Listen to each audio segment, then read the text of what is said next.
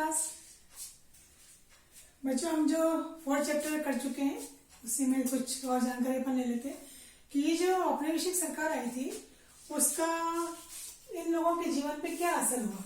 घुमंतु जो कृषि करते थे उन पर, ठीक है, घुमंतु ये जो पशुपालक जो थे उनके ऊपर क्या प्रभाव पड़ा, बागान मालिकों पे क्या प्रभाव, मतलब ये जो व्यापारिक कंपनी आई उसका क्या प्रभाव पड़ा, और शिकार करने वाले अंग्रेज अफसर ये जो थे इनका क्या रहा। इस तरह से लकड़ी वन उत्पाद के जो व्यापारी उनके ऊपर इसका क्या असर पड़ा है सरकार के आने से। तो जो घुमंतु कृषि करते थे उनको तो सबसे बड़ा नुकसान उठाना पड़ा कि जगह जगह घूम के जो कृषि करते थे उनको वहां से हटा दिया गया, विस्थापित कर दिया गया। तो इनकी जो रोजी रोटी जीविका जो जंगल पे थी, इनका जो कृषि करने का तरीका था तो वो तरीका भी क्या हो गया, समाप्त कर दिया, इनको वहां से हटा दिया गया, विस्थापित कर दिया गया। तो कुछ लोग तो क्या है कि कृषि करना फिर इनको छोड़ना पड़ा, तो इनको व्यवसाय बदलने पे मजबूर होना पड़ा। और इससे क्या हुआ कि इनका अंग्रेजी सरकार के खिलाफ जो है विद्रोह जो है वो पनपने का यहाँ पे आरंभ हुआ। जो घुमंतु थे चरवाहे के रूप में थे, इनके साथ तो जो है पूरी अगर अपन बात करें आजीविका ही इनकी जो थी जंगलों पर थी, और इनके साथ क्या किया, जंगलों पे ही प्रवेश करने पे पाबंदी लगा दी गई। इनको जंगलों में प्रवेश नहीं करने दिया जाता था, पशुओं को चराने नहीं दिया जाता था। ये जो वनों से कंद मूल फल जो भी एकत्रित करते थे उस पर रोक लगा दी गई थी। वो किसी प्रकार की कोई गतिविधि वहां नहीं कर सकते थे। अगर ये चोरी छिपे जाते थे तो इनको वहां पे जुर्माना देना पड़ता था, इनको पकड़ लिया जाता था। तो कई बार ये चोरी छिपे ना जो वहाँ के चौकीदार होते थे, वन रक्षक जो होते थे, इनको घूस दे करके और वो वहां से लकड़ियां ले जाए, क्योंकि इनको अपने खुद के लिए भी लकड़ी ले जाने की जो है वहां पे पाबंदी थी। इनको अपराधी कबीला ये भी एक जो है नाम दे दिया गया था। और इनका शिकार करना बंद, मछली पकड़ना बंद, कंद फूल एकत्रित करना ये बंद कर दिया गया।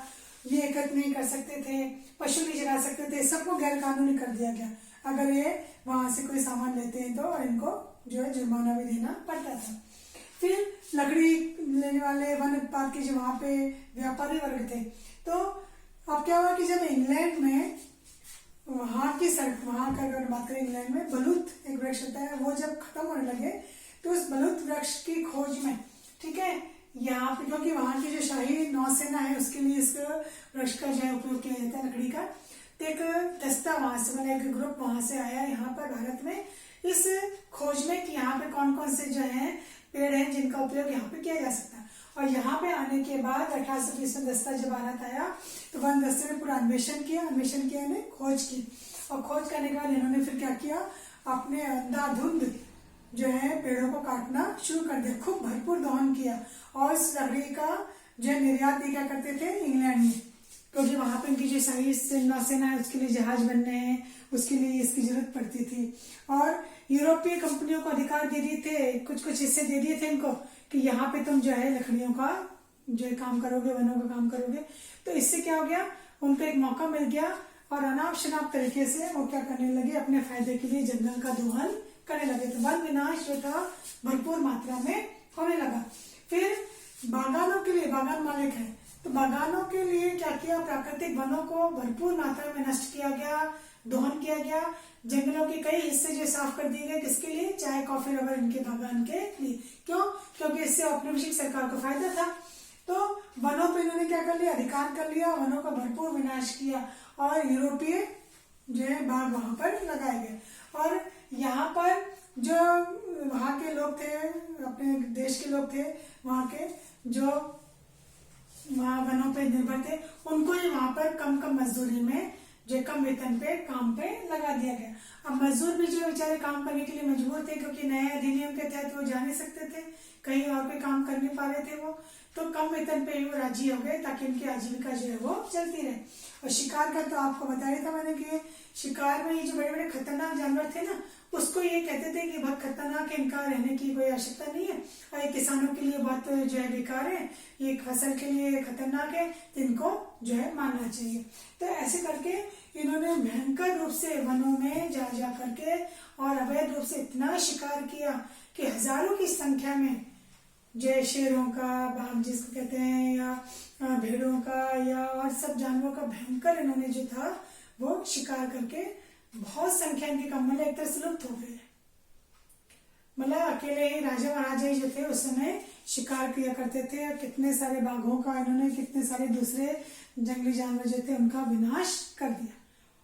केवल एक फायदा लेते हुए कि ये जो जंगली जानवर है इनकी कोई आवश्यकता नहीं है। तो ये इनका जो है औपनिवेशिक सरकार पर इन सब लोगों के ऊपर जो है वो प्रभाव पड़ा। फिर जो बात करते हैं बस्तर और जावा, इन दोनों में क्या समानताएं थी? देखिए दोनों के शासक अलग अलग थे। बस्तर में अगर मैं बात करें भारत की तो अंग्रेजों के अधीन था ये, ठीक है। जावा में जो है डच के अधीन था। इसके अलावा सबके इन दोनों की सरकार के उद्देश्य एक ही थे।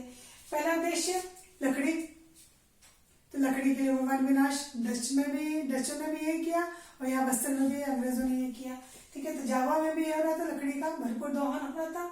फिर घुमंतु लोगों को हटा दिया गया था, जो अपन ने चर्चा की।